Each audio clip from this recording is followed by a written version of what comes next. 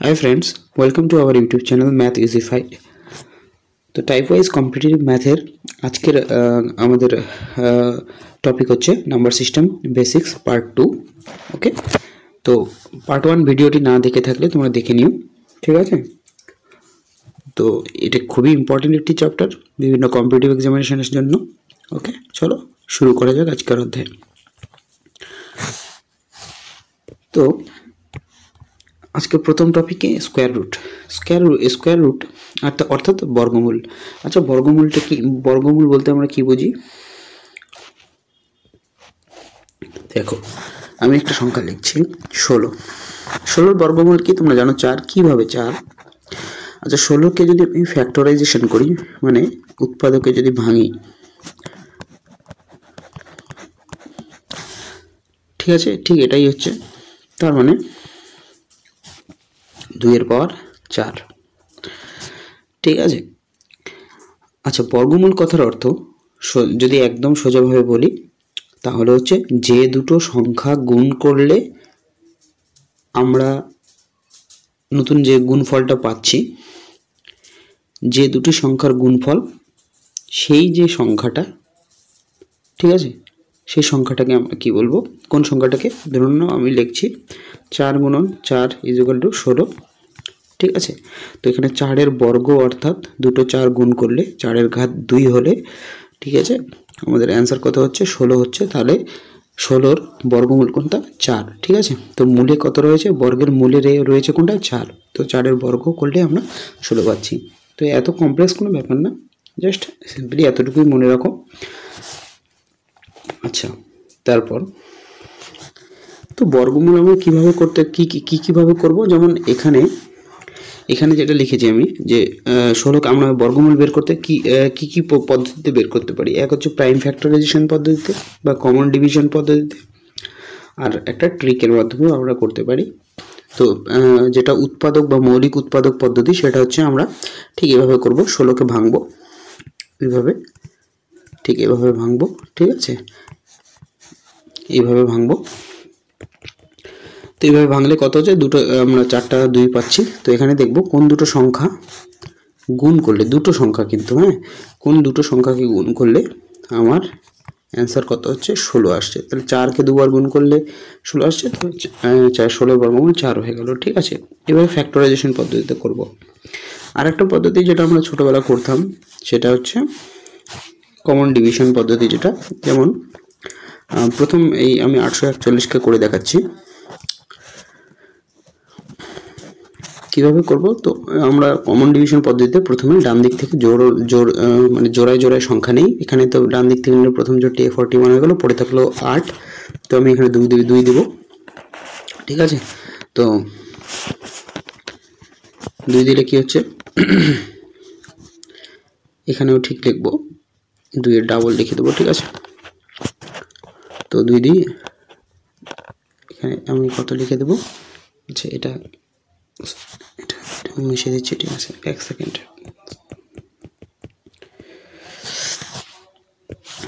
2, ঠিক আছে। তার মানে আমার কত হচ্ছে? এখানে 2 দেবো, 2 দুগুণ 4 হয়ে গেল, পড়ে থাকলো 4। বাকি জোড়ায় নামাবো, ঠিক আছে। তো এখন কত? এই যে 2 দেখলাম, তার ডাবল লিখে দেবো। আর ঠিক এখানে যত বসাবো ঠিক এখানেও বসাবো, আর যতটা বসালাম, যে অঙ্কটা বসালাম, সেটা দিয়েই এই সংখ্যাটাকে গুণ করবো, অর্থাৎ 9 দিয়েই গুণ করবো। তাহলে কত হচ্ছে? 441। তার মানে আমার অ্যান্সার হয়ে গেল কত? 29। তো এটা হচ্ছে কমন ডিভিশন মেথড, জাস্ট আমি মনে করিয়ে দিলাম। তো আর একটা হচ্ছে আমরা যেটা শিখবো মূলত, সেটা হচ্ছে ট্রিকের মাধ্যমে তাড়াতাড়ি কিভাবে করা যায়।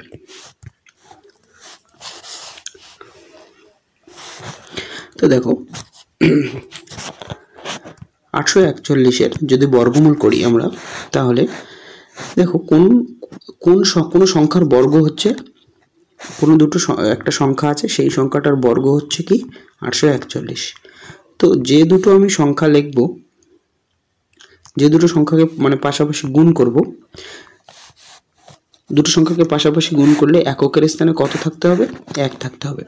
তো কোনো সংখ্যার শেষে যদি 1 থাকে, যেমন 21, অথবা কোনো সংখ্যার শেষে যদি 9 থাকে, যেমন 39 গুণ করে 9 নং 81 থাকবে, অথবা 1 এর সঙ্গে 1 গুণ করলে 21 আর 21 যদি গুণ করি তাহলে এককের অঙ্কে কত থাকছে? 1 থাকছে। তো কি হলো ব্যাপারটা, যে 841 যে সংখ্যাটির বর্গ সেই সংখ্যাটির শেষে হয় 1 থাকবে নতুবা 9 থাকবে। তো এতটুকু আমরা বুঝতে পারলাম। এবার ঠিক আছে, এবার আমাদের পড়ে থাকলো কত? 8। ঠিক আছে, শেষে জোরভাবে নেব। ঠিক আছে, ডান দিক থেকে জোড়ায় নেব। তো আমি এতটুকু বুঝলাম যে এককের অঙ্কে 1 আছে 841 এখানে। তো হয় আমার যে সংখ্যাটির বর্গ হচ্ছে 841, সেই সংখ্যাটিতে এককের অঙ্কে হয় 1 থাকবে, না হয় 9 থাকবে। এবার দেখি সামনে কত আছে। আচ্ছা বলো তো 8 ঠিক কার স্কোয়ারের মাঝে আছে? 2 এর স্কোয়ার অর্থাৎ 4, অথবা 3 এর স্কোয়ার 9, ঠিক এর মাঝামাঝি আছে। তো 8 হচ্ছে 8-এর থেকে ছোট যেটা সেটা নেব। তো 8-এর থেকে ছোট কোনটা? 4, অর্থাৎ 4 এর বর্গমূল কত? 2। তো আমরা 2 নেব। তাহলে আমি বুঝতে পারলাম সংখ্যাটা কত হবে, হয় 21 হবে, না হয় 29 হবে। ঠিক আছে, এবার 21 নাকি 29 এটা আমি কিভাবে ডিসাইড করব? ঠিক আছে, সেক্ষেত্রে আমরা দেখলাম যে 8 2 এর স্কোয়ার এবং 3 এর স্কোয়ারের মাঝখানে। তো আমি 2 আর 3 গুণ করে দিলাম, 6 হলো। এবার 8 6 এর থেকে বড় না ছোট? 8 অবশ্যই 6 এর থেকে বড়। তো এখানে যে সংখ্যাটা বড় আছে সেটাই অ্যান্সার হবে। তো আমাদের অ্যান্সার হয়ে গেল 29। চলো নেক্সট যেটা আছে বর্গমূল বের করতে বলা আছে সেটা একবার করে দেখা যাক, তাহলে আরও ইজি হয়ে যাবে। ঠিক আছে, 7 9 2 1। তো এককের স্থানে আমি জোড়ায় নেব। তো এককের স্থানে কি আছে? 1 আছে। তো যে সংখ্যাটির বর্গ 7921 হবে, সেই সংখ্যাটির এককের স্থানে অবশ্যই 1 অথবা 9 থাকবে। এতটুকু ঠিক হয়ে গেল। ওকে, 79 কার স্কোয়ারের মাঝে আছে? 8 এর স্কোয়ার অর্থাৎ 64, আর 9 এর স্কোয়ার অর্থাৎ 81 এর মাঝে আছে। তো আমরা কোনটা নেব? ছোট সংখ্যাটা নেব। ছোটটা করে দিলাম। ঠিক আছে, এবার তারপরে আমাদের ডিসাইড করতে হবে যে 81 নাকি 89 এর স্কোয়ার 7921। কীভাবে ডিসাইড করব বললাম যে 8 এবং 9 এর মাঝে হচ্ছে স্কোয়ারের মাঝে হচ্ছে 79। তো 8 আর 9 এর গুণফল কত? 72।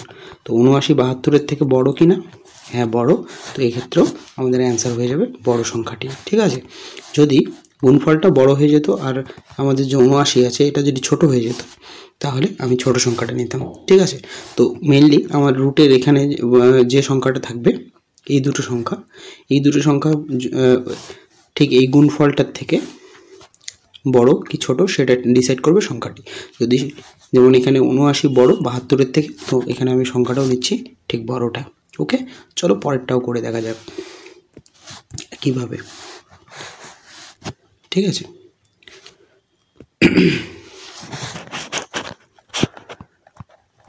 1 7 9 5 6। আচ্ছা বলো, আবার দুটো করে নিচ্ছি।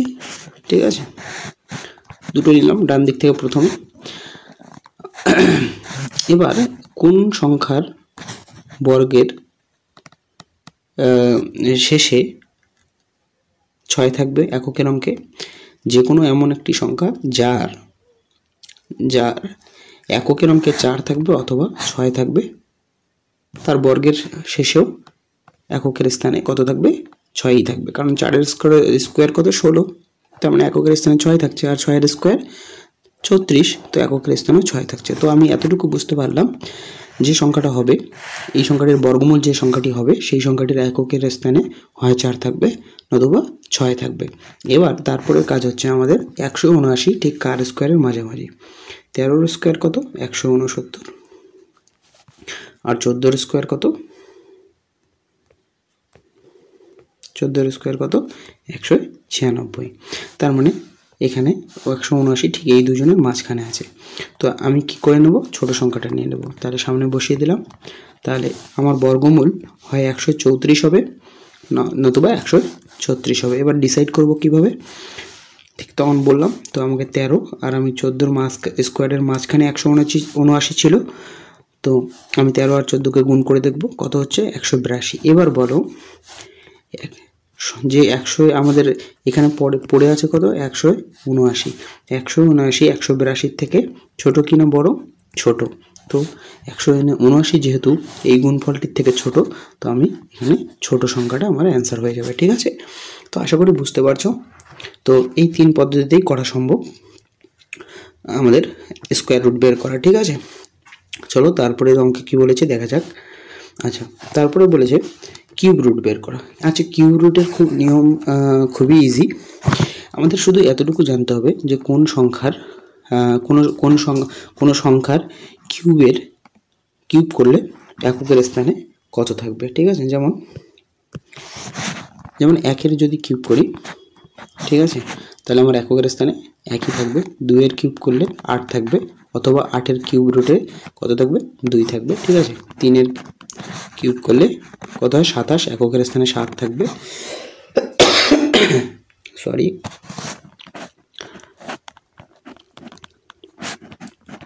4-এর কিউব করলে 64 হচ্ছে, তো এককের স্থানে কত থাকবে 4 থাকবে। 5-এর কিউব করলে 125, তো কত থাকবে এককের স্থানে 5। ঠিক এভাবেই প্রত্যেকটা অঙ্কের ক্ষেত্রে আমরা মনে রাখবো। তো চলো দেখা যাক অঙ্কটাতে। এটা আমি মিশিয়ে দিচ্ছি। ঠিক আছে, আচ্ছা, তো আমাদের প্রথম কি বের করতে বলেছে 21, 7 নয়। আচ্ছা বলো 7 যদি এককের স্থানে থাকে, কোন সংখ্যার কিউবের শেষে 7 থাকে? দেখো 3-এর কিউবের শেষে, কেন কিউব বলছি, কোনো একটা সংখ্যার কিউব 2189, তা আমরা কিউব রুট বের করব, মূল বের করব। মূল বলতে আমি স্কোয়ারের ক্ষেত্রে কি বলেছিলাম, যেমন 16-র ক্ষেত্রে বলেছিলাম যে 4 এবং 4 যে দুটি সংখ্যার গুণ 16, সেই সংখ্যাটি হচ্ছে 16-র কিউব রুট। তো অনুরূপভাবে যেমন 27-এর আমরা কিউব রুট কত 3 জানি, কেন, যে 3কে 3 বার গুণ করলে, ঠিক আছে, 27 পাচ্ছি। তো এখানেও 2100 যে 97 দেওয়া আছে, এটা কোনো একটা সংখ্যার কিউব। ঠিক আছে, কোনো একটি সংখ্যার কিউব। তো যে সংখ্যাটির কিউব, সেই সংখ্যাটির এককের স্থানে 3 যদি থাকে, তবেই সেটার কিউব করলে আমরা এককের স্থানে 7 পাবো। ঠিক আছে, তার মানে এতটুকু আমার পরিষ্কার হয়ে গেল যে আমার যে সংখ্যাটি আছে তার শেষে কত আছে 3 আছে। ঠিক আছে, এবার আমরা দেখব যে 2 ঠিক কার কিউবের মাঝখানে আছে। 1-এর কিউব কত 1, 2-এর কিউব কত 8, তার মানে 2, 1 এবং 8-এর মাঝখানে আছে। তো ছোটটা আমরা নিয়ে নেব। ঠিক আছে, তো এটা হচ্ছে অ্যান্সারটি হচ্ছে 13-র কিউব কত, 13-র কিউব 2197, অর্থাৎ 2197-এর কিউব রুট হচ্ছে 13। ওকে, চলো নেক্সট কি বলেছে 3, 2, 7, 6, 8। আচ্ছা, কোন সংখ্যার কিউবের শেষে 8 থাকবে? 2-এর কিউবের শেষে 8 থাকবে। তার মানে আমি এতটুকু ক্লিয়ার হয়ে গেল আমার কাছে যে 3টে নিয়ে নেবো। ঠিক আছে, তার মানে 786 যে আছে এখানে, মানে শেষের অঙ্কটা কত আছে 8 আছে, তো 2-এর কিউবের শেষেই 8 থাকবে। ঠিক আছে, তার মানে আমার অ্যান্সার কত হবে, মানে আমার সংখ্যাটি যেটা হবে তার শেষের অঙ্কে অবশ্যই, মানে এককের স্থানে অবশ্যই কি থাকতে হবে 2 থাকতে, কারণ এককের স্থানে 2 থাকলেই তবেই যদি আমি কিউব করি তবেই একমাত্র এককের স্থানে 8 আমরা পাবো। ঠিক আছে, এবার দেখব আমি 32 কার কিউবের ঠিক মাঝে পড়ে। 3-এর কিউব কত, 3-এর কিউব 27, আর 4-এর কিউব 64, তাহলে এর ঠিক মাঝামাঝি আছে কত 32। ঠিক আছে, এর মাঝামাঝি আছে, এখানে মাঝামাঝি আছে, তার মানে আমি ছোট সংখ্যাটা চুজ করব। তার মানে ছোট সংখ্যাটি কত 3। ঠিক আছে, তার মানে 32-এর কিউব কত হয়ে গেল 32,768। ওকে, চলো নেক্সট একইভাবে পরেরটাও পড়ে দেখা যাক।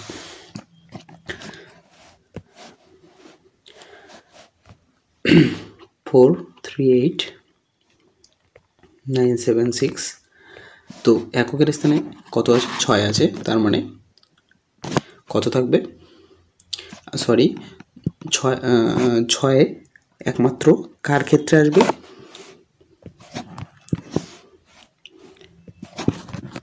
ছয় এককের স্থানে আসবে যদি কোনো সংখ্যার কিউবের মানে যে সংখ্যাটির আমি কিউব করব সেই সংখ্যাটির এককের স্থানে যদি 6 থাকে তবেই ওই সংখ্যাটির কিউবের এককেও ঠিক 6ই থাকবে।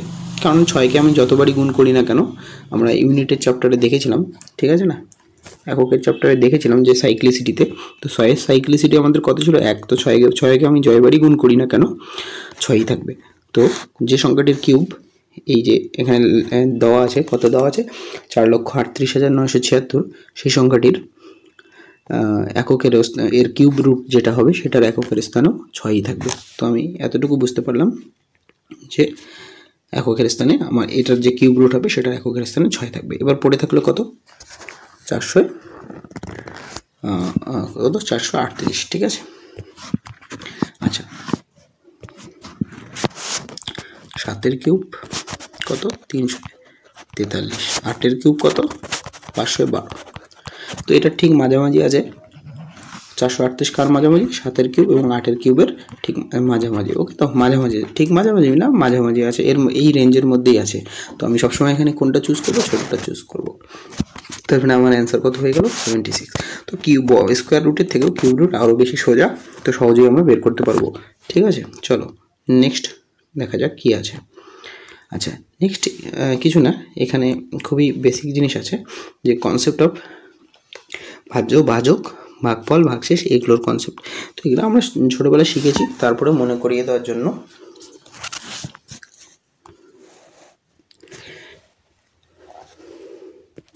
যদি ভাগের আকারে দেখি তাহলে আমরা এখানে যেটা থাকে তাকে কি বলি, ভাজ্য বলি, মানে যাকে ভাগ করি তাকে বলি ভাজ্য, আর যাকে দ্বারা ভাগ করি, যে সংখ্যাটিকে দ্বারা ভাগ করি তাকে বলি ভাজক, আর এটা হয় ভাগফল, এখানে যেটা পড়ে থাকে সেটা ভাগশেষ, তাই তো। আচ্ছা, আর এটা কিভাবে হয়, যেমন এখানে যে আমি লিখেছি ভাজ্য সমান সমান ভাজক গুণন ভাগফল যোগ ভাগশেষ। তো একটা উদাহরণ দিয়ে যদি করি, তাই তো, তো 3 তারিখে 9 প্লাস 1 করলে 10 পেয়ে যাচ্ছি। তো খুবই সিম্পল। অ্যাকচুয়ালি এটা আমাদের সকলেরই জানা, কিন্তু এখান থেকেই অঙ্ক আসে, সেই অঙ্কগুলো আমরা যখন ডিসকাস করব তখন এটা আমাদের কাছে মিন করবে, ঠিক আছে ব্যাপারটা। আচ্ছা, ফ্যাক্টর কি বা গুণনীয়ক কি? গুণনীয়ক এর আগে আমি বলেছিলাম, আমি শুরুতেই হয়তো বলেছিলাম, মৌলিক বা কোপ্রাইম নাম্বার, মৌলিক নাম্বার, যৌগিক নাম্বার, এগুলো বোঝানোর ক্ষেত্রে প্রথম পার্টে আমরা করেছিলাম, তো তোমরা পার্ট 1 ভিডিওটি দেখে নিতে পারো। ওকে, তো গুণনীয়ক হচ্ছে কোনো সংখ্যার গুণনীয়ক এবং গুণিতক, এখানে দুটো জিনিস আছে, গুণনীয়ক এবং গুণিতক। খুবই ভালো জিনিস, খুবই গুরুত্বপূর্ণ জিনিস, এটা আমাদের লসাগু গসাগু চ্যাপ্টার থেকে শুরু করে বিভিন্ন অঙ্কের ক্ষেত্রে তো খুবই কাজে লাগবে। তো গুণনীয়ক হচ্ছে ফ্যাক্টর, মানে হচ্ছে যেমন আমি 6-এর ফ্যাক্টর কী কী থাকে আছে, 6-এর ফ্যাক্টর যেমন 1, 2, 3, 6, অর্থাৎ ফ্যাক্টর বলতে, গুণনীয়ক বলতে যে সংখ্যাটিকে যে সমস্ত সংখ্যা দ্বারা কোনো একটি সংখ্যাকে ভাগ যায় সেই সমস্ত সংখ্যা হচ্ছে ওই সংখ্যাটির, এখানে যেমন 1, 2, 3 হচ্ছে 6, 1, 2, 3 এবং 6 হচ্ছে 6-এর গুণিতক, ঠিক আছে। আর গুণনীয়ক, ঠিক আছে। গুণিতক কোনটা? গুণিতক হচ্ছে ঠিক আমরা হচ্ছে যেমন গুণিতক অসীম হয়, কেমন, যেমন 6-এর সঙ্গে 1 গুণ করলাম কত হলো, 6-এর সঙ্গে 1 গুণ করলে 6কে 6, 6 2 12, ঠিক আছে। তো এই যে টেবিলগুলো, এই টেবিলগুলো হচ্ছে, টেবিলে যে মানগুলো পাই সেগুলো হচ্ছে আমাদের গুণিতক, ঠিক আছে। তো গুণিতক অসীম হতে পারে, ঠিক আছে, কিন্তু ফ্যাক্টর বা গুণনীয়ক সীমিত। ওকে, এবার হলো এই সিএফ অর্থাৎ গসাগু এবং লসাগুর মধ্যে পার্থক্যটা কি? দেখো, গসাগু এইচসিএফ হচ্ছে এইচসিএফ এর হাইয়েস্ট মানে গরিষ্ঠ, কমন, সি ফর কমন মানে সাধারণ, আর এফ ফর ফ্যাক্টর বা গুণনীয়ক। তাহলে আমি যদি বলি 6 এবং 12 এর গসাগু কত, তাহলে আমাকে প্রথম কি বের করতে হবে, ফ্যাক্টর বের করতে হবে, তারপরে দেখতে হবে কমন কোনটা আছে, তারপরে দেখব ওই কমনগুলোর মধ্যে হাইয়েস্ট কোনটা। ঠিক আছে, আমার কথা বুঝতে পারলে আরেকবার দেখো। যখন আমাকে HCF বের করতে বলবে অর্থাৎ গসাগু বের করতে বলবে তখন আমি কি দেখব, প্রথম যে সংখ্যা দুটোর মধ্যে যে সংখ্যা দুটোর আমাকে গসাগু বের করতে বলেছে তাদের কি করব, ফ্যাক্টরাইজেশন করব, অর্থাৎ গুণনীয়কগুলো বের করব। সেই গুণনীয়কগুলোর মধ্যে কোনটা কমন আছে দেখব, তারপরে সেই কমনগুলোর মধ্যে কোনটা হাইয়েস্ট, ঠিক আছে, সেটা দেখব, অর্থাৎ গরিষ্ঠ কোনটা। তো 6-এর গুণনীয়ক কী কী আছে, 1 2 3 6। আর 12-র গুণনীয়ক কী কী আছে, 1 2 3 4 6 এবং 12। এবার কমন কোনগুলো, তো আমরা পরের টার্ম কি আমাদের সি, অর্থাৎ কমন বা সাধারণ কমন কোনগুলো, 2 1 2 3 1 2 3 এবং 6। তার মানে আমার এখানে 4টা কমন, এবং এই কমনগুলোর মধ্যে সব থেকে বড় কোনটা, 6। তার মানে আমার 6 এবং 12-র গসাগু কত হয়ে গেল, 6। এটাকে আমরা ভাগ পদ্ধতিতেও বের করি অনেক সময়। কিভাবে, 6 দিয়ে 12কে ভাগ করি, 6 2 12 মিলে গেল। তো যেটা বাঁ দিকে থাকে সেটা হচ্ছে আমাদের কি হয়ে যায়, গসাগু হয়ে যায়। তো আরও একটা বলেছিলাম পার্ট 1-এ যে দুটো মৌলিক সংখ্যা যদি হয় পরস্পর মৌলিক সংখ্যার গসাগু সবসময় কি হয়, গসাগু সবসময় 1 হয়। কিভাবে, পরস্পর মৌলিক সংখ্যা বলতে আমরা কি বলেছিলাম, যে এমন দুটো সংখ্যা যেমন 7 এবং 15, এরা কেন পরস্পর মৌলিক হবে, যে এদের মধ্যে কমন কোনো এক বাদে কমন কোনো গুণনীয়ক থাকবে না। যেমন 7-এর গুণনীয়ক কি, 1 এবং 7, আর 15-র গুণনীয়ক কি, 1 3 5 15, রাইট। তো এখানে কমন কোনটি, দেখো একটিই কমন আছে, 1, ঠিক আছে। তো যেটা কমন, হাইয়েস্ট লোয়েস্টের কোনো ব্যাপারই নেই, একটাই কমন, তো সেটাই লসাগু করতে হবে। সেই সমস্ত সংখ্যাকে, এই ধরনের যে সমস্ত সংখ্যার মধ্যে গসাগু কি হয়, 1 হয়, তাদেরকে আমরা কি বলি, পরস্পর মৌলিক সংখ্যা বলি। তো এটা গেল আমাদের গসাগু। ওকে, লসাগুটা কি,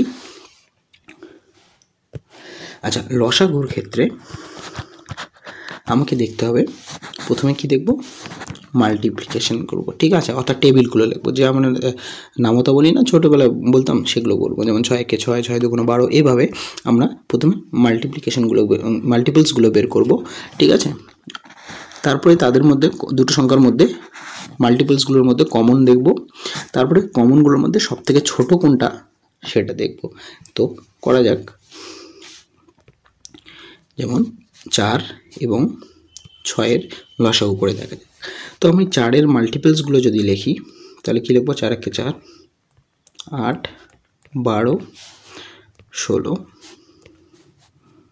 20 24 এভাবে লিখবো। আর যদি 6-এর মাল্টিপলসগুলো লিখি, 6 12 18 24 30 36, ঠিক আছে। তো এবার আমাদের কাজ কি, আমাদের কাজ হচ্ছে কমন দেখা। কমন কোনটা, তো প্রথম কমন তো হচ্ছে আমাদের 12, তারপরে দেখো 24, ঠিক আছে।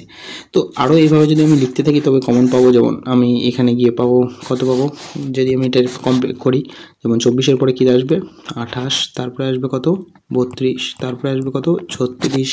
তো দেখো আমি 36ও কমন পেয়ে যাচ্ছি, ঠিক আছে। তো এইভাবে অনেক কমন থাকবে।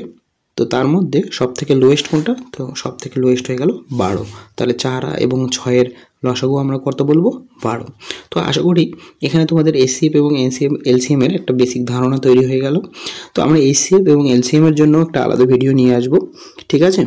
তো সেখানে আমরা HCM এবং LCF অর্থাৎ গসাগু এবং HCF এবং LCM অর্থাৎ গসাগু এবং লসাগু সম্পর্কিত যত ধরনের অঙ্ক পরীক্ষায় আসে সেগুলো সব আমরা টাইপ ওয়াইজ আলোচনা করব, ঠিক আছে।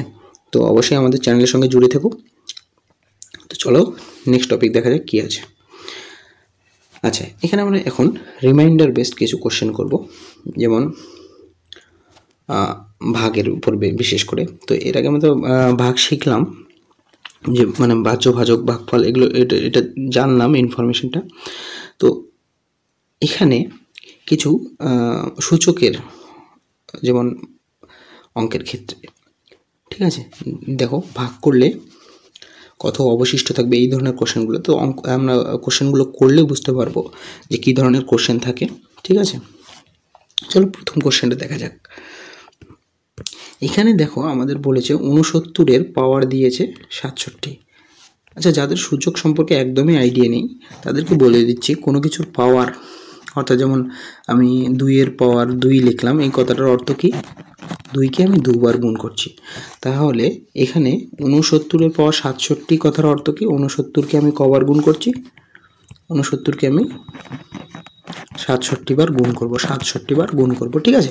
তো এটা বেসিক ধারণা থাক, আমরা আবার সূচকের অধ্যায়ে এটা নিয়ে ডিসকাস করব, কমপ্লিট ডিসকাস। এখানে শুধু তোমরা মনে রাখো আমি কি বলছি।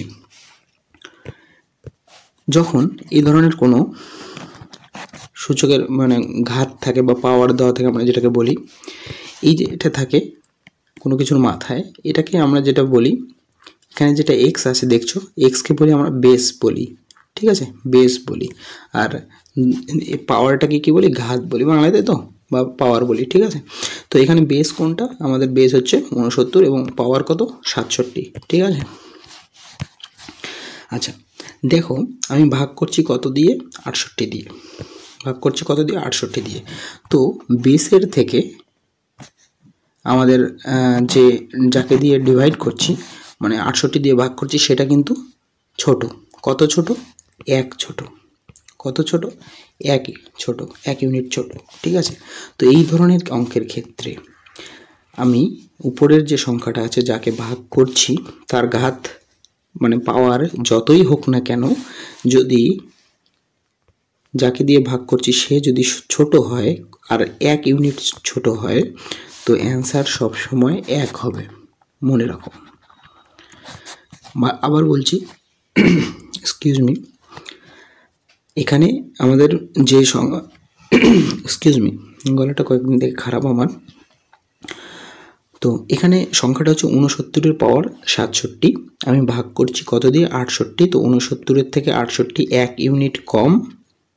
তো এই ধরনের যে কোনো অঙ্কের ক্ষেত্রে ইররেসপেক্টিভ অফ দ্য পাওয়ার যতই হোক না কেন, এই ধরনের অঙ্কের ক্ষেত্রে, প্রবলেমের ক্ষেত্রে অবশিষ্ট সবসময় কত থাকবে?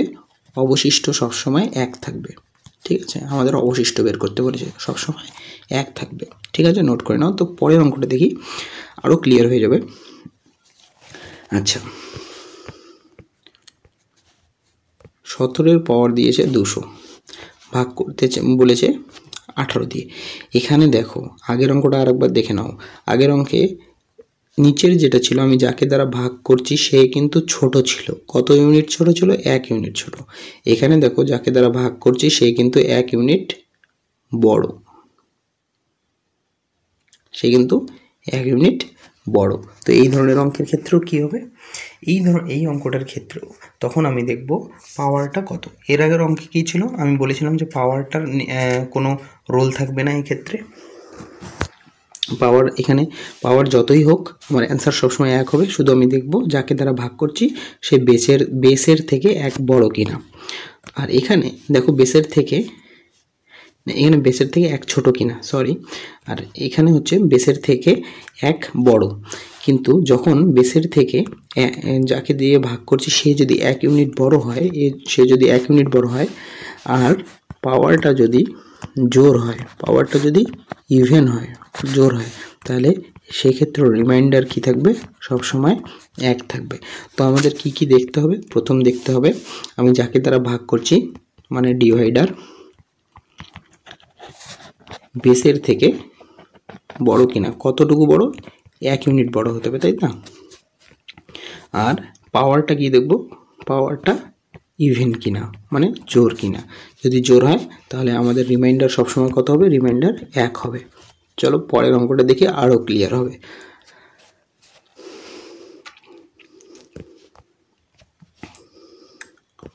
হ্যাঁ, এই অঙ্কটাতে কি বলেছে? 59^167 + 5, ঠিক আছে? এটাকে যখন আমি 60 দিয়ে ভাগ করব, এটাকে যখন আমি 60 দিয়ে ভাগ করব, কি অবশিষ্ট থাকবে? আচ্ছা, প্রথমে এতটুকু করছি ভাগ। যখন এখানে ভাগ করব, দেখো এর আগের অঙ্কটার মতোই বেসের থেকে আমার ডিভাইডার বড়। ডিভাইডার অর্থাৎ ডি বেসের থেকে বড়, কত ইউনিট বড়, 1 ইউনিট বড়। তারপরের পয়েন্ট আমাদের কি দেখতে হবে, তারপরের পয়েন্ট দেখতে হবে পাওয়ারটা কি আছে।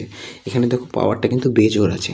তো এই ধরনের অঙ্কের ক্ষেত্রে রিমাইন্ডার কত থাকবে, রিমাইন্ডার থাকবে বেস নিজেই, অর্থাৎ রিমাইন্ডার থাকবে 59। যদি এখানে আবার বলছি, এখানে যাকে দ্বারা ভাগ করছি অর্থাৎ ডিভাইডার বেসের থেকে 1 ইউনিট বড়, ওকে।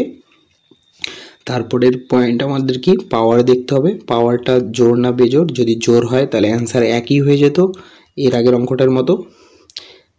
আর এই অঙ্কটাতে পাওয়ারটা কি আছে, বেজোড় আছে। তো আমার রিমাইন্ডার কত হবে, বেস নিজেই হবে, অর্থাৎ 59 থাকলো। তো আমার এখানে রিমাইন্ডার কত থাকলো, 59। আর এদিকে পড়ে আছে কত, 5। তো উপরে কত হয়ে গেল, 64। 64কে 60 দিয়ে ভাগ করছে, অর্থাৎ আমার অবশিষ্ট কত থাকবে, অবশিষ্ট থাকবে 4। তো অ্যান্সার হয়ে গেল 4, ওকে। আচ্ছা, তারপরের অঙ্ক। এই অঙ্কটাতে কি বলেছে, 3 পাওয়ার 90 আমি ভাগ করছি 28। আচ্ছা, এখানে তো আগের মতো কোনোটাই মিলছে না। এখানে বেসের সঙ্গে 1-এর পার্থক্য নেই, কোনো পার্থক্যই আমি বুঝতে পারছি না, তাই না? যে আপনি তো আমরা এর আগের ভিডিওগুলোতে কি বললাম যে কখনো ডিভাইডারের থেকে বেস 1 ইউনিট বড় হবে, অথবা বেসের থেকে ডিভাইডার 1 ইউনিট বড় হবে। এখানে তো কমপ্লিট আলাদা জিনিস দেখছি। সেক্ষেত্রে এখানে অঙ্কটা একটু ট্রিকি করে দেওয়া আছে। দেখো, ঘাতের নিয়ম অনুযায়ী, মানে সূচকের নিয়ম অনুযায়ী আমি ঠিক এটাকে এইভাবে লিখতে পারি। পাওয়ারের উপর যদি পাওয়ার দেই তাহলে সেক্ষেত্রে পাওয়ার কি হয়ে যায়, গুণ হয়ে যায়। তাহলে পাওয়ার গুণ হয়ে কত হয়ে গেল, আমার এখানে 90 হয়ে যাবে। তো আমি এটাকে ঠিক এইভাবে লিখলাম। তারপরে এটাকে কিভাবে লেখা যায়, 3-এর পাওয়ার কত, 27। তো 27-এর পাওয়ার কত হয়ে গেল, 30। তারপরে 28। এবার বলো তো আগের মতো হয়েছে কিনা, হ্যাঁ হয়েছে। তো এর আগের অঙ্কটার মতোই। তাহলে আমাকে কি কি অবজার্ভ করতে হবে, আমি দেখতে পাচ্ছি যে ডিভাইডার বেসের থেকে বড়, কত ইউনিট বড়, 1 ইউনিট বড়। তার মানে তারপরের অবজারভেশন আমাকে কি করতে হবে, পাওয়ার দেখতে হবে। পাওয়ার জোর কি বেজোর, পাওয়ার জোর আছে, পাওয়ার কি আছে, জোর। তাহলে অ্যান্সার কত হয়ে যাবে, অ্যান্সার হয়ে যাবে আমার রিমাইন্ডার কত থাকবে, 1, ওকে। খুবই ইজি। তো শুধু ট্রিকই হচ্ছে এইটুকু জায়গাতেই, ঠিক আছে। চলো নেক্সট অঙ্কটা দেখা যাক। নেক্সট অঙ্ক বলছে, what will be the reminder যদি 2-এর পাওয়ার 31কে আমরা 5 দিয়ে ভাগ করি। চলো দেখা যাক। 2-এর পাওয়ার 31কে 5 দিয়ে ভাগ করব। ঠিক আগের অঙ্কটার মতোই প্রবলেম তৈরি হয়ে গেছে। তাহলে কিভাবে করব, আর একটু ট্রিকি দিয়েছে এটাকে। আচ্ছা, আমি একটু সাজিয়ে লিখছি এটাকে। দেখো, 2-এর পাওয়ার 30 আর 2-এর পাওয়ার 1। তো যখন বেস একই হয়, বেস কোনটাকে বলছি, এটাকে বেস বলছি। যখন বেস একই হয় তখন গুণ করলে কি হয়, পাওয়ারগুলো যোগ হয়ে যায়। একটু মানে সূচকের নিয়মগুলো এক্ষেত্রে জানা জরুরি। আমি আরেকবার লিখছি, যেমন এক্সের পাওয়ার 3 ইন্টু এক্সের পাওয়ার 2। তাহলে আমি লিখতে পারি এক্সের পাওয়ার 5। বুঝতে পারলে যে বেসটা যদি একই হয় তাহলে পাওয়ার কি হয়, যোগ হয়ে যায়। তো আমি 2-এর পাওয়ার 31কে ঠিক ভেঙে ভেঙে এভাবে লিখলাম, ওকে। এবার দেখো, তারপরে আর একটু আমি এটাকে গুছিয়ে লিখছি। দেখো, এটাকে বললাম পাওয়ারের উপর পাওয়ার দিলে কি হয়ে যায়, গুণ হয়ে যায়। তাহলে আমি 30কে ঠিক এভাবে ভেঙে লিখতে পারি, হ্যাঁ লিখতে পারি। তাহলে এটাকে ছোট করে লিখলে কি হচ্ছে, 15 ইন্টু 2। এবার ভাগ করছি আমি 5 দিয়ে। তাহলে এটাকে যদি আমি ভাগ করি তাহলে আমাকে কি হচ্ছে, ডিভাইডার বেসের থেকে বড়, কত ইউনিট বড়, 1 ইউনিট বড়। তারপরের কাজ কি আমাদের দেখা, পাওয়ার। পাওয়ার দেখব কি ইভেন না অড, মানে জোর না বেজোর। তো পাওয়ার এক্ষেত্রে বেজোর। পাওয়ার এক্ষেত্রে কি হয়ে গেল, অড মানে বেজোর। তাহলে আমার অ্যান্সার এখানে রিমাইন্ডার কত থাকবে, রিমাইন্ডার থাকবে 4, বেস নিজেই। এবার আমি 2 দিয়ে গুণ করে দেবো, এদিকে পড়ে আছে 2। তো কত হয়ে গেল, 8। তাহলে 8কে 5 দিয়ে ভাগ করলে অবশিষ্ট কত থাকবে, 3। তো আমার অ্যান্সার হয়ে যাবে কত, 3, ঠিক আছে। আশা করি বুঝতে পারছো। চলো নেক্সট অঙ্ক দেখা যাক। এই অঙ্কটা একটু ব্যতিক্রম ঠিক না, দেখো করলেই বুঝতে পারবে। 9 পাওয়ার 6 কে 8 দিয়ে ভাগ করছি। আচ্ছা একটু যদি ভেঙে ভেঙে লিখি তাহলে এইভাবে লেখা যায়, ঠিক আছে। এবার আবার একই অবজারভেশন, এখানে কি বলেছে দেখো, যাকে বেস ডিভাইডেডের থেকে বড়, তো এই ধরনের ক্ষেত্রে সবসময় কি হবে, আর কত বড়, 1 ইউনিট বড়, মানে যাকে ভাগ করছি তার থেকে বেস 1 বড়।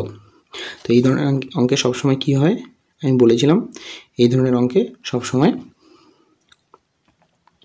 রিমাইন্ডার কত হবে, 1 হবে, ঠিক আছে। তারপরে থাকলো কত, -11/8, তার মানে -10/8, ঠিক আছে। তো এই ধরনের অঙ্কে আমরা কি করব,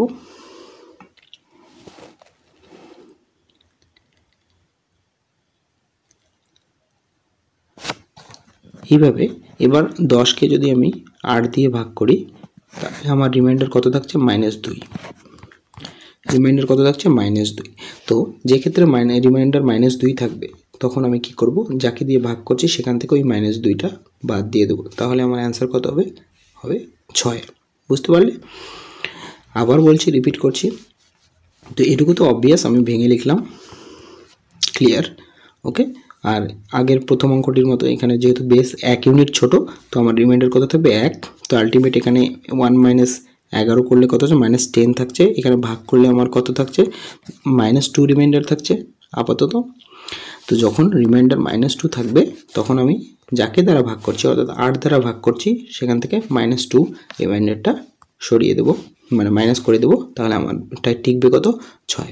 তাহলে এই ক্ষেত্রে এই ধরনের অঙ্কের ক্ষেত্রে আমার কী হবে, অ্যান্সার হয়ে গেল, এই অঙ্কটির ক্ষেত্রে অ্যান্সার হলো 6। তো এই ধরনের অঙ্কগুলো আমরা ঠিক এইভাবেই করব, ওকে। তো বন্ধুরা, আশা করি তোমাদের ভালো লাগছে আর তোমরা এনজয় করছো ম্যাথগুলো। তো আমাদের চ্যানেল ম্যাথ ইজিফাইড, প্লিজ সাবস্ক্রাইব করে দিও এবং লাইক শেয়ার কমেন্ট করতে ভুলো না, ওকে। চলো নেক্সট অঙ্ক দেখা যাক। নেক্সট অঙ্ক বলেছে 49 পাওয়ার 15 - 1 এটাকে কত দ্বারা ভাগ করা যেতে পারে, মানে এক্স্যাক্টলি ডিভিজিবল হবে। এক্স্যাক্টলি ডিভিজিবল মানে সম্পূর্ণভাবে ভাগ যাবে। আচ্ছা দেখো, আমরা অপশন টেস্টের মাধ্যমে করব, ঠিক আছে।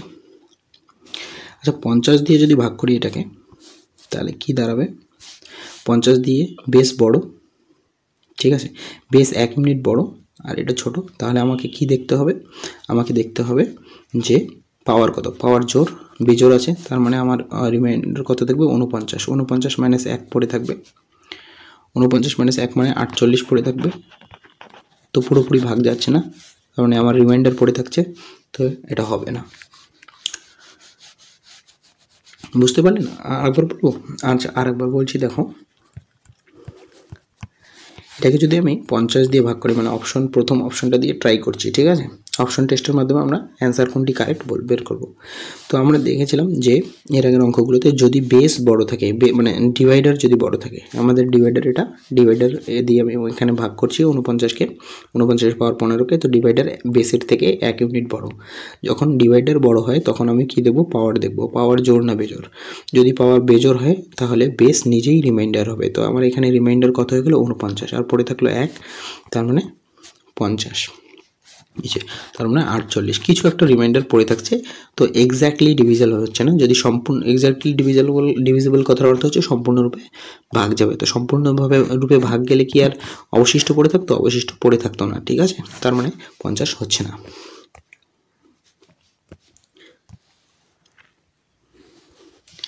এভাবে 51 হবে না, কারণ 49 থেকে 51 ডিফারেন্স 2, আমাদের ওই রুলগুলো খাটবে না, 29ও খাটবে না। তো 8 দিয়ে দেখি, ঠিক আছে। 49 পাওয়ার 15 - 1, 8 দিয়ে ডিভাইড করব। তো আপাত দৃষ্টিতে মনে হতে পারে যে 8 আর 49-এর মধ্যে তো অনেক ডিফারেন্স, কীভাবে আমি করব। তো 49কে আমি ঠিক এইভাবে লিখছি, দেখো। আচ্ছা একটু পাশাপাশি হয়ে গেল।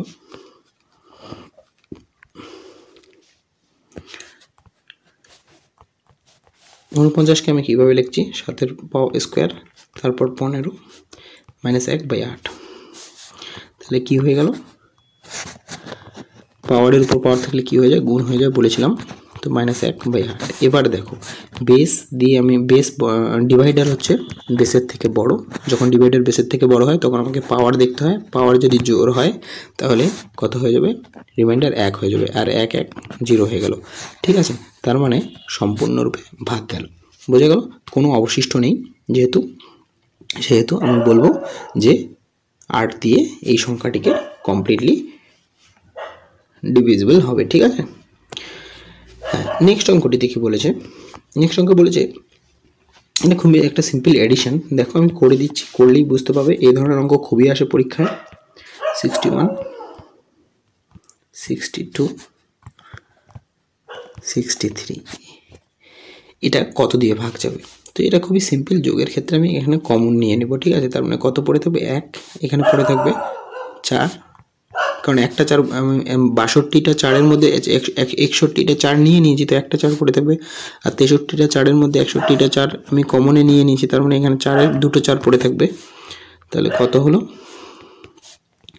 4 একে 5, 5 আর এখানে 16, 21। ঠিক আছে, তার মানে কত দিয়ে ভাগ যাবে এই সংখ্যাটা, দেখো 3 দিয়ে ভাগ যায়, রাইট। সো ফ্রেন্ডস, এখন তাহলে আমরা এই ভাজ্য, ভাজক, ভাগশেষ, ভাগফল মানে এই রিলেটেড কিছু অঙ্ক করব। ঠিক আছে, তো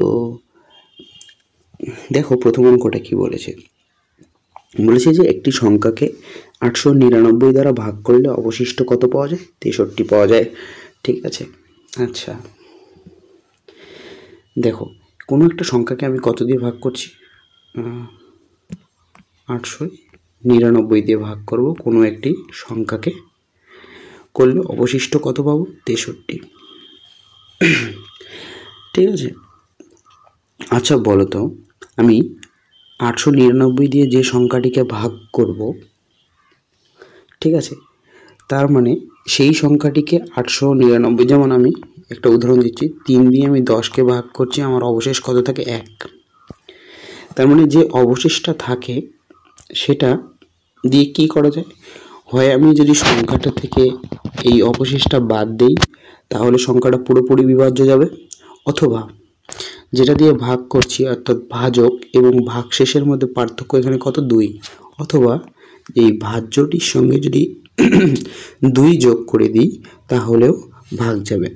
তো বুঝতে পারছো, এক হচ্ছে অবশেষ যেটা এক্সট্রা আর কি অবশিষ্টাংশ, সেটা যদি আমি বিয়োগ করে দিই, অথবা ভাজকের সঙ্গে ভাগশেষের যে পার্থক্য সেটা যদি যোগ করে দিই তাহলে কি হবে, সেক্ষেত্রেও সেই সংখ্যাটি ওই একই ভাজক দ্বারা, অর্থাৎ এখানে যেমন 3 দ্বারা ভাগ যাবে।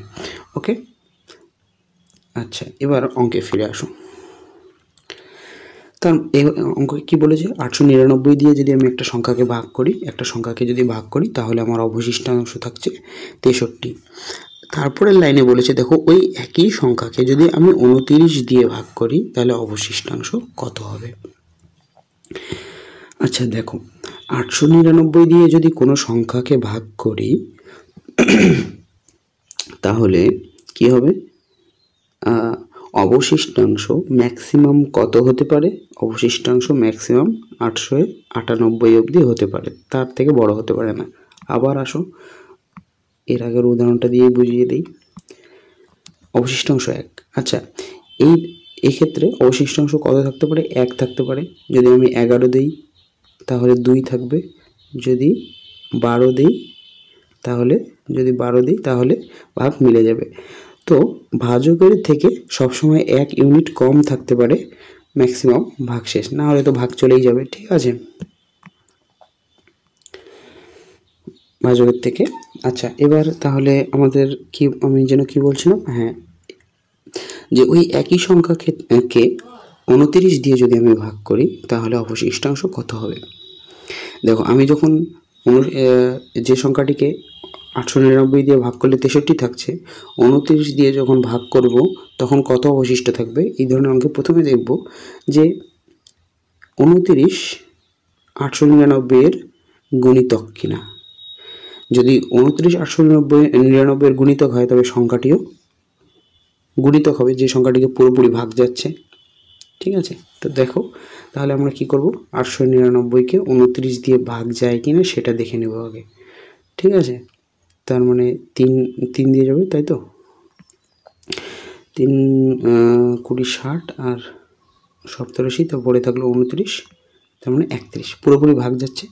তো এক্ষেত্রে আমরা কি করব, যখন এইরকম পরবর্তীতে যে সংখ্যাটাকে দিয়ে যে নতুন যে ভাজকটা আমাদের, সেটা দিয়ে যদি পুরনো ভাজকটিকে ভাগ যায়, তাহলে সংখ্যাটিকেও আমরা ভাগ করব, এবং সংখ্যাটিকেও ভাগ করব না, সংখ্যা তো দেওয়া নেই এখানে, যে অবশিষ্ট অংশ আছে তখন 29 দিয়ে সংখ্যা, তখন যখন পরবর্তীতে 29 দিয়ে এই সংখ্যাটিকে ভাগ করব ওই একই সংখ্যাকে, তখন রিমাইন্ডার কত হবে বলো তো? ম্যাক্সিমাম 28 হতে পারে, তো 63 তখন ভাগশেষ থাকবেই না, তাই তো? তো আমরা করে দেখছি, তাহলে 63 2 দিয়েই যাবে, 40 আর 18 58, আর এখানে থাকবে 5, তার মানে আমাদের ভাগশেষ কত পড়ে থাকবে? অবশিষ্টাংশ 5 পড়ে থাকবে, রাইট? তাহলে কি হলো আলটিমেট দেখো আমি আরেকবার বলে দিচ্ছি, কোনো সংখ্যা দ্বারা একটি ভাজক দ্বারা কোনো একটি সংখ্যাকে ভাগ করছি, ভাগফল থাকলো 63। আবার ওই একই সংখ্যাকে আমি যদি 29 দিয়ে ভাগ করি, তাহলে আমার ভাগশেষ কত থাকবে চেয়েছে। তো আমি প্রথম অপারেশন কি করব, আমি স্টেপ বাই স্টেপ লিখছি। তাহলে আমাকে প্রথম কাজ যেটি করতে হবে সেটি দেখতে হবে যে ডিভাইডার, যে দুই ক্ষেত্রে যে ভাজক আছে এই দুটো একজন আরেকজনের গুণিতক কিনা, হ্যাঁ মানে ভাগ যাচ্ছে কিনা। ঠিক আছে, ছোটোটা বড়টাকে যদি যায়, তাহলে আমাদের যে রিমাইন্ডার আছে সেই রিমাইন্ডারকে আমরা ওই সংখ্যাটা দিয়ে ভাগ করব, এবং যে অবশিষ্ট অংশ থাকবে সেটাই হবে সেটাই আমাদের অ্যান্সার হবে, অর্থাৎ পুরো সংখ্যাটিকেও ওই 29 দিয়ে ভাগ করলে এই একই রিমাইন্ডার থাকবে। ঠিক আছে না? কেন বলো তো? কারণ হচ্ছে 29 দিয়ে যখন সংখ্যাকে ভাগ করব তখন ম্যাক্সিমাম আমার অবশিষ্টাংশ 28 থাকতে পারে, 63 থাকবে না। তো 63 থেকেও আমরা 29-এর যটা 29 বের করে নিয়ে আসা সম্ভব বের করে নিয়ে আসবো। তো আমরা এখানে কটা 29 পেলাম? 63-র মধ্যে দুটো 29, অর্থাৎ 58 বের করে নিলাম, পড়ে থাকলো 5। ঠিক আছে, তো চলো নেক্সট অঙ্কটা দেখা যাক। বলেছে যে একটি সংখ্যাকে 296 দ্বারা ভাগ করলে অবশিষ্ট কত পাওয়া যায়? 75। 296 দ্বারা ভাগ করলে পাওয়া যায় 75 অবশিষ্টাংশ। ওই একই সংখ্যাকে 37 দ্বারা ভাগ করতে বলেছে। ওই একই সংখ্যা মানে সংখ্যাটা এখানে আছে, 37 দ্বারা ভাগ করলে ভাগশেষ কত থাকবে, তাই তো? তাহলে আমরা এর আগের অঙ্কটাতে আমি বললাম আমরা কি প্রথম অবজার্ভ করব যে 37 দিয়ে 296কে ভাগ যায় কিনা। ঠিক আছে, 37 দিয়ে 296কে ভাগ যায় কিনা, তাহলে কত দিয়ে ভাগ যায়? 8 দিয়ে ভাগ যায়। ঠিক আছে, মানে 8 দিয়ে 37 × 8 = 296। ঠিক আছে, তাহলে আমাদের কাজ কি হবে? আমাদের 37 দিয়ে 75কে ভাগ করে দেখা, এখানে যে অবশিষ্ট অংশ ছিল। তো 37 দিয়ে আমি যখন সংখ্যাকে ভাগ করব তখন নিশ্চয়ই পুরো সংখ্যাটাকে ভাগ করব, তখন নিশ্চয়ই 75 অবশিষ্ট থাকবে না। ম্যাক্সিমাম কত অবশিষ্ট থাকতে পারে? 36, তাই তো? তো আমি 75 থেকে দেখি কি 75কে 37 দিয়ে ভাগ করলে কত হচ্ছে? 76, মানে অবশিষ্টাংশ কত থাকছে? অবশিষ্টাংশ থাকছে 1। ওকে, তো আমাদের অ্যান্সার কত হয়ে গেল? 1। আশা করি এর আগের অঙ্কটা এবং এই অঙ্কটা বুঝতে পেরেছো, তাহলে তোমাদের এই ধরনের অঙ্কগুলোতে আর কোনো অসুবিধা হবে না। ওকে, চলো নেক্সট অঙ্কটি দেখা যাক। আচ্ছা, এটা একটু অন্যরকম অঙ্ক।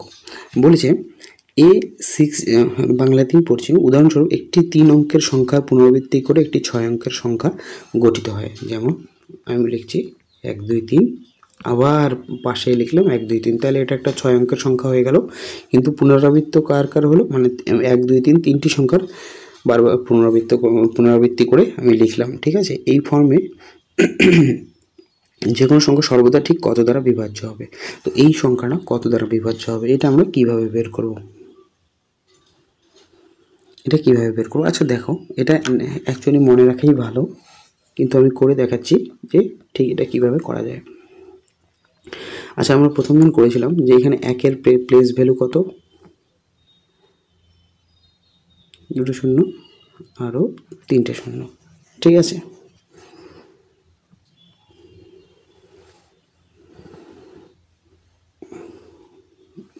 না এই সংখ্যাটা আমি ধরবো না, আমি একটা জেনারেল সংখ্যা ধরে নিচ্ছি, তাহলে যে কোনো সংখ্যার ক্ষেত্রে বোঝার সুবিধা হবে। দেখো আমি একটা জেনারেল সংখ্যা ধরে নিচ্ছি XY Z জেনারেল। দেখো তিনটি অঙ্কের আমি পুনরাবৃত্তি করছি। ঠিক আছে, XY Z। এবার দেখো এক্সের আমাদের অবস্থান কত আছে, 1 2 3 4 5। ঠিক আছে, তাহলে 1 আমি গুণ করে দিলাম। ঠিক আছে, প্লাস ওয়াই এর অবস্থান ভ্যালু কত আছে, 1 শূন্য 2 শূন্য 3 শূন্য 4 শূন্য। অনুরূপভাবে জেড এর 1 2 3 3 শূন্য। তারপর এক্স এর আবার কত আছে, এক্স এর অবস্থান ভ্যালু আছে 1 2 শূন্য। ওয়াই এর কত আছে, 1 শূন্য। জেড এর কত আছে, কিছুই নেই। ঠিক আছে, তাহলে একটু ছোট করে নিচ্ছি।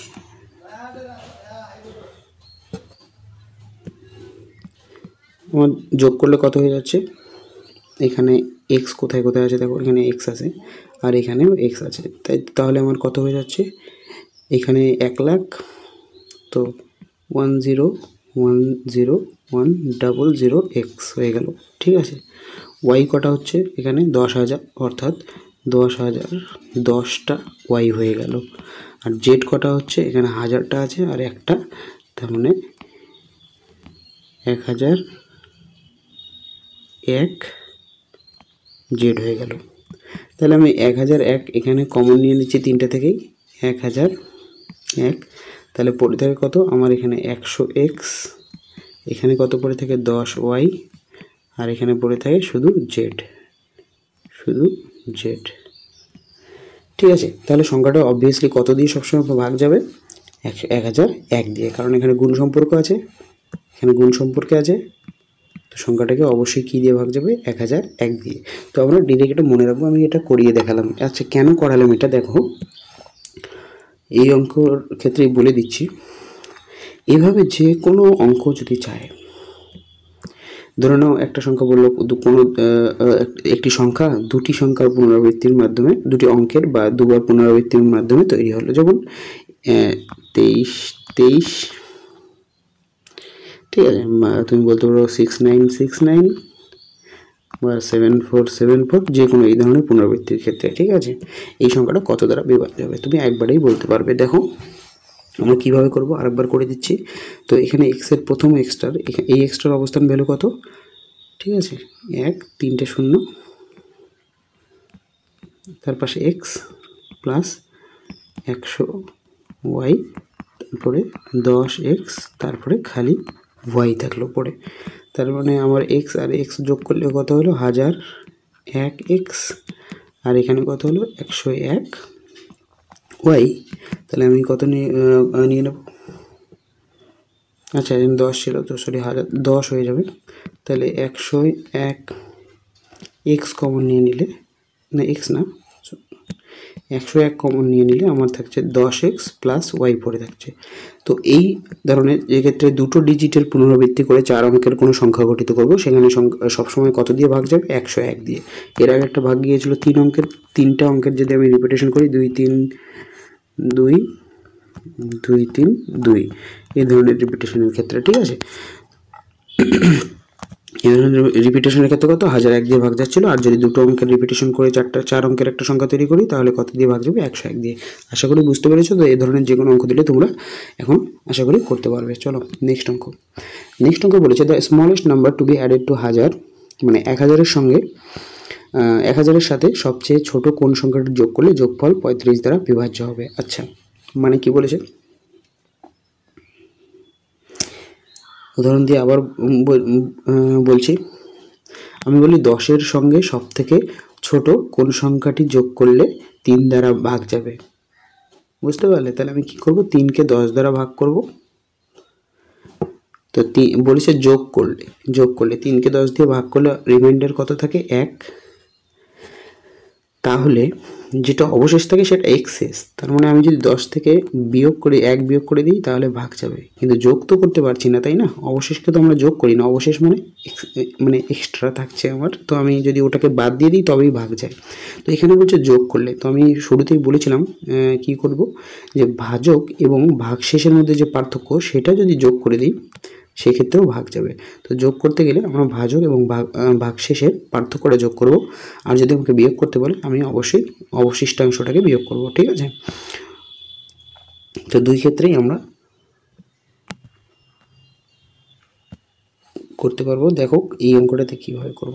তো বলেছে 45 দ্বারা 45 দ্বারা 1000কে ভাগ করলে এর সাথে সবচেয়ে ছোট কোন সংখ্যাটি যোগ করলে ভাগ যাবে। তো 45 দিয়ে আগে দেখি 1000কে ভাগ করি। 45 দুগুণ 90, পড়ে থাকলো 10, আর একটা শূন্য আসলো, আবার 90, পড়ে থাকলো 10। দেখো আমি যদি 1000 থেকে আমার কাছে অবশিষ্টাংশ কত 10, তাহলে আমি যদি 10 বাদ দিয়ে দিই তাহলেও ভাগ যাবে, কিন্তু আমাকে 10 বাদ দেওয়া যাবে না, কারণ আমাকে যোগ করতে বলেছে। তাহলে আমি কি করব, ভাজক এবং ভাগশেষের মধ্যে যে পার্থক্যটা সেটা দেখব, কত আছে পার্থক্য। তার মানে 35 আসে, 1000-এর সঙ্গে 35 যোগ করলে আমার সংখ্যাটিকে 45 দ্বারা ভাগ যাবে, ঠিক আছে? আর যদি বলতো 1003 অঙ্কের কোন সংখ্যা দিয়ে মানে 45 দিয়ে 3 অঙ্কের কোন সংখ্যাকে হাইয়েস্ট কোন সংখ্যাটাকে ভাগ যাবে। আচ্ছা এটা এখন যাচ্ছি না, কমপ্লেক্স করে ফেলবো, তাহলে এটাই থাক 1000 দিয়েই। তো এতটুকু শুধু বোঝো, যেটা এক্সেস থাকছে আমরা সেটা বিয়োগ করে দিই।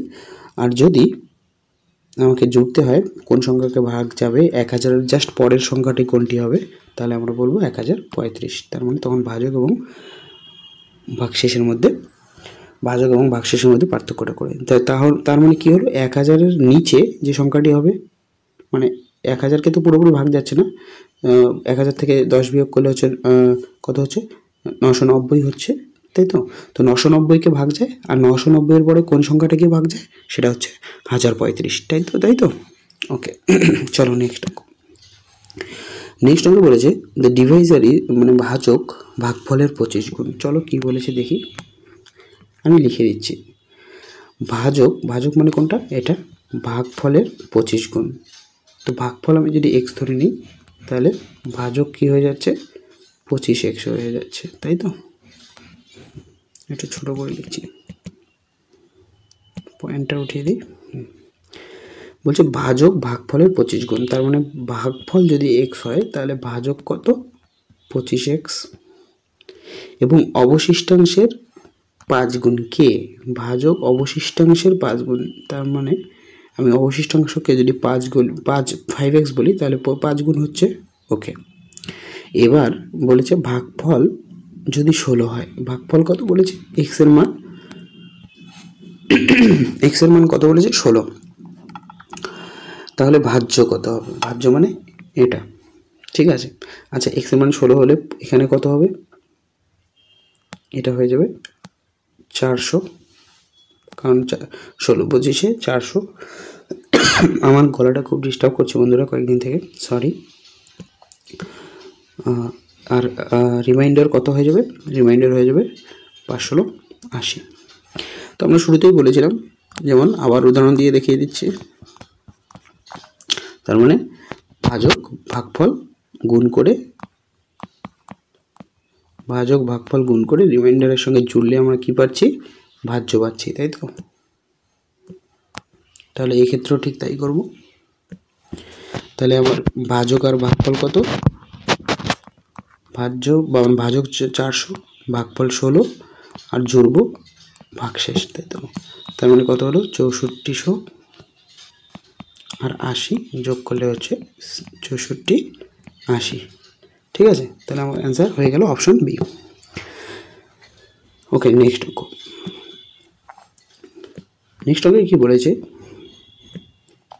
যে 3 থেকে 200-র মধ্যে 7 দ্বারা বিভাজ্য কতটি সাধারণ সংখ্যা আছে। সাধারণ সংখ্যা মানে ন্যাচারাল নাম্বার আছে। আমরা বলেছিলাম যে 1 থেকে অসীম অবধি সমস্ত সংখ্যাগুলোই কি ন্যাচারাল নাম্বার, তাই তো। এবার বলেছে 3 থেকে 7 মধ্যে, 3 থেকে 200 এর মাঝে 7 দ্বারা বিভাজ্য কতগুলি সংখ্যা সাধারণ সংখ্যা আছে। দেখো এই অঙ্কটাকে আমরা দুভাবে করতে পারি। এক হচ্ছে আমাদের মানে সমান্তর প্রগতির সূত্র দিয়ে করতে পারি, ঠিক আছে, আমি ওটা করে দেখাবো। এবং নর্মালি আমরা যদি করতে চাই একদম কমন জেনারেল নলেজ দিয়ে, তাহলে কি করব, আমি 7 দিয়ে 200কে ভাগ করব। তাহলে কত হলো, 7 দুগুণে 14, পড়ে থাকে কত 7 মানে 6 পড়ে থাকে 60, তাহলে 27 56, আর যাচ্ছে না, ফ্র্যাকশন আসছে, দরকার নেই। তো আমরা ডিরেক্টলি বলতে পারি আমাদের কটি সংখ্যা থাকবে 7 দিয়ে বিভাজ্য যাওয়ার মতো, 3 থেকে 200-র মাঝখানে 28টি সংখ্যা। তো আমরা এটা প্রুভ করছি। দেখো, আচ্ছা বলো তো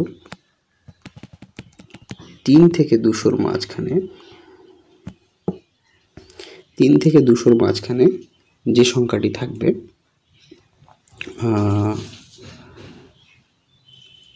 মানে কোন সংখ্যাগুলিকে 7 দ্বারা ভাগ যাবে। তো প্রথম সংখ্যাটি কোনটি হবে, 7 হবে। আর শেষ সংখ্যাটি কত হবে, শেষ সংখ্যাটি আমরা করে দেখতে পারি। 200কে যদি আমরা ভাগ করছি কতজন অবশিষ্ট থাকলো, সরি আরেকবার করে দেখছি, 200কে 7 দিয়ে ভাগ করলে আমাদের পড়ে থাকলো 7 দুগুণে 14, 7 27 56, কত ছিল, পড়ে থাকলো 4, মানে 196, তাই তো। আচ্ছা আমি পরিষ্কার করে লিখে দিচ্ছি। দেখো আমি কি বলতে চাচ্ছি, তো শুরুতে আমাদের 3 থেকে 200-র মাঝখানে কোন কোন সংখ্যাকে ভাগ যাবে, 3 থেকে 200-র মাঝখানে প্রথম সংখ্যা অবশ্যই, মানে যে সংখ্যাগুলোকে ভাগ যাবে সেগুলো অবশ্যই 7-এর গুণিতক হতে হবে। তো 7-এর প্রথম গুণিতক 7 নিজেই, এবং 7-এর শেষে আমি 200-র আগে কোন সংখ্যাটিকে ভাগ যাবে সেটা কিভাবে বের করব। এর আগেই অঙ্কগুলো করলাম আমরা, যে 7 দিয়ে কোনো সংখ্যা দিয়ে ভাগ যাবে কিভাবে বুঝবো, তো ভাগ করব। দেখো 7 দুগুণে 14, পড়ে থাকলো 6, 27 56, পড়ে থাকলো 4। তো আমরা বলতে পারি যদি এই সংখ্যাটা থেকে 4 বিয়োগ করে দিই তাহলেও ভাগ যাবে, অথবা ভাজক এবং ভাগশেষের মধ্যে পার্থক্য 3 যদি আমরা যোগ করে দিই সেই ক্ষেত্রেও ভাগ যাবে। তো আমার 200-র মধ্যে চেয়েছে, তো আমি অবশ্যই এই 4 বিয়োগ করে দেবো। তার মানে আমার শেষ যে সংখ্যাটিকে ভাগ যায় সেটা 196। ওকে,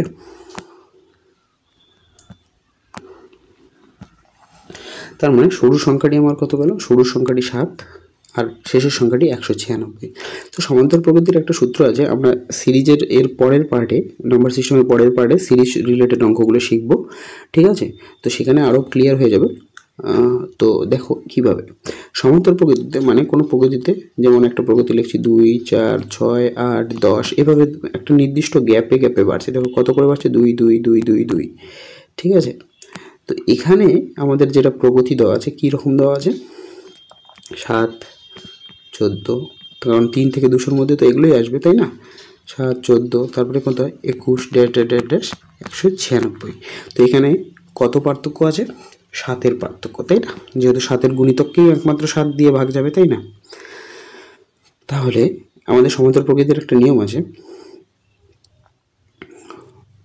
যে শেষের টার্ম ঠিক কত হবে সেটা বের করব ঠিক এভাবে। শুরুর টার্ম, কতগুলো টার্ম আছে, টার্ম মানে এরকম কতগুলো 7-এর গুণিতক আছে, ওটাকে এন বলছি। টি এন বলতে আমি একদম শেষে কোনটা আছে সেটাকে বলছি, আর এ বলতে আমি বোঝাচ্ছি শুরুতে কোনটা আছে বোঝাচ্ছি, আর এটাকে ডি বলতে ডিফারেন্স বোঝাচ্ছি, মানে প্রত্যেকটা গুণিতকের মধ্যে পার্থক্য কত। তো যেহেতু আমাদের এখানে পরপরগুলো গুণিতক না আছে, তো পার্থক্য 7 হয়ে যাবে, ঠিক আছে না। তো শেষে, সবার শেষে কোনটা আছে 7-এর গুণিতক 96, সবার শুরুতে কোনটি আছে 7, পার্থক্য কত প্রত্যেকটা সংখ্যার মধ্যে, না এন কটা আছে এই ধরনের সংখ্যা আমি জানি না, আর পার্থক্য মানে ডিফারেন্স মানে কত 7, 7 থেকে 14-র মধ্যে কত পার্থক্য 7, তাই না। তাহলে এটাকে সলভ করলে কি দাঁড়াচ্ছে,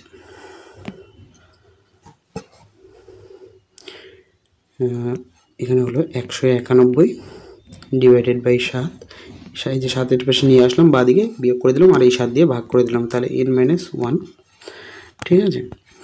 তাহলে n-1 ইকুয়াল টু, এটা দিয়ে কাটলে কত হচ্ছে, 7 × 14, 11, 7 × 14, তারপরে কোথাও ভুল করলাম, ও সরি ফ্রেন্ডস, এখানে মাইনাসটা ভুল করে ফেলছি, সরি। আচ্ছা, তাহলে এখানে আমি লিখছি আবার আরেকবার, তাহলে কত হলো আমার এই পাশে 189 n-1 7, ওকে। তাহলে n-1 ইকুয়াল টু কত হচ্ছে, 189/7, অর্থাৎ 7 × 14, তারপর 7 × 49, মানে n-1 ইজ ইকুয়াল টু 27, ওকে। তার মানে n ইজ ইকুয়াল টু কত হয়ে যাচ্ছে, 27 আর 1 28। তো এই ধরনের কয়টি পদ আছে, এই মানে 3 থেকে 200-র মাঝখানে 7 দিয়ে ভাগ যায়, এই ধরনের সংখ্যা কয়টি আছে, 28টি আছে। তো আমরা শুরুতে ওটাকে দেখেছিলাম কীভাবে করেছিলাম, 200কে সিম্পলি আমরা 7 দিয়ে ভাগ করেছিলাম, 7 × 14 আর থাকলো 60, তো 27 56 ফ্র্যাকশানে যাব না, ঠিক আছে। তো দুভাবেই তোমরা করতে পারো, আশা করি বুঝতে পেরেছো। আচ্ছা, তারপরে অঙ্কটি বলছে প্রথম sum of the first 60 number from 1 to 60 is divisible by.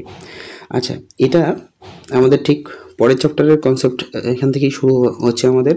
তো দেখো আমি বলে দিচ্ছি, বলছে আমাদের প্রথম কি বলেছে, 1 থেকে 60 অবধি। আমাদের শুরুতেও পার্ট 1-এ ছিল যে আমাদের ন্যাচারাল নাম্বার ছিল 1 2 3, এভাবে আমি লিখলাম 60 অবধি। তো এই সংখ্যাগুলো কি, এই সংখ্যাগুলো হচ্ছে ন্যাচারাল নাম্বার এবং পরপর আছে 1 থেকে 60 অবধি।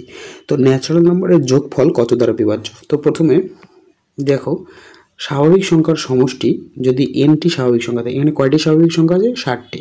তো nটি যদি থাকে, তো nটি স্বাভাবিক সংখ্যার পরপর, মানে প্রথম থেকে কিন্তু, হ্যাঁ, শুরু থেকে মানে 1 থেকে nটি স্বাভাবিক সংখ্যার সমষ্টি হচ্ছে n × n-2। তো আমার এখানে কত আছে, 60টি স্বাভাবিক সংখ্যা আছে।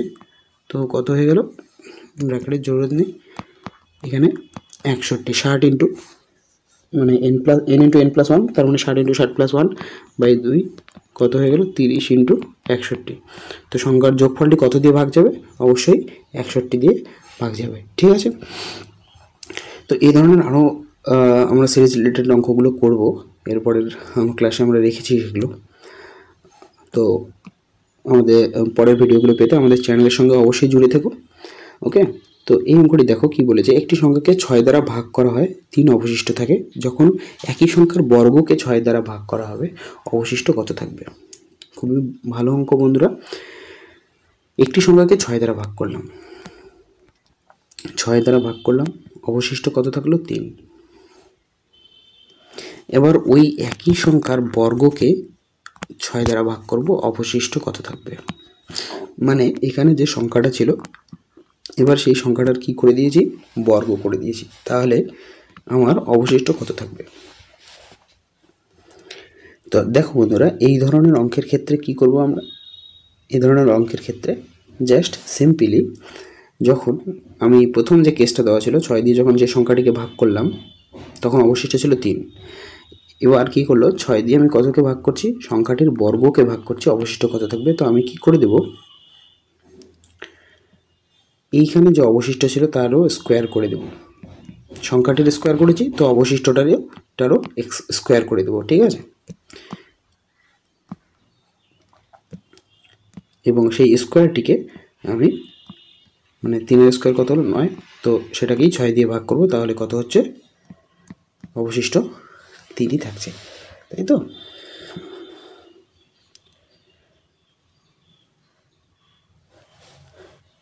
তো আমাদের অ্যান্সার হয়ে গেল অপশন ডি, ওকে।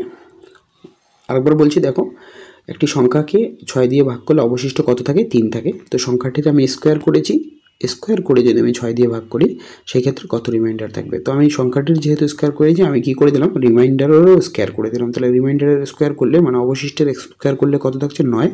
সেই 9কে আমি 6 দিয়ে আবার ভাগ করলাম, তো আমার অবশিষ্ট কত থাকছে, 3। তো অ্যান্সার হয়ে গেল আমাদের 3। ঠিক এইভাবেই করব, ডিরেক্ট অঙ্কগুলো আসে এইভাবে। তো ওকে বন্ধুরা, আশা করি তোমরা আমাদের ভিডিও এনজয় করছো। ঠিক আছে। তো আমাদের এখানেই আমরা আমাদের পার্ট 2 নাম্বার সিস্টেমের পার্ট 2 আমরা শেষ করলাম। তো পার্ট 1 না দেখে থাকলে অবশ্যই দেখে নিও, আর পরবর্তী ভিডিওগুলো পাওয়ার জন্য আমাদের চ্যানেলকে সাবস্ক্রাইব করে দিও এবং ঘন্টা বোতামটি চেপে দিও। ঠিক আছে, চলো, ওকে, বাই।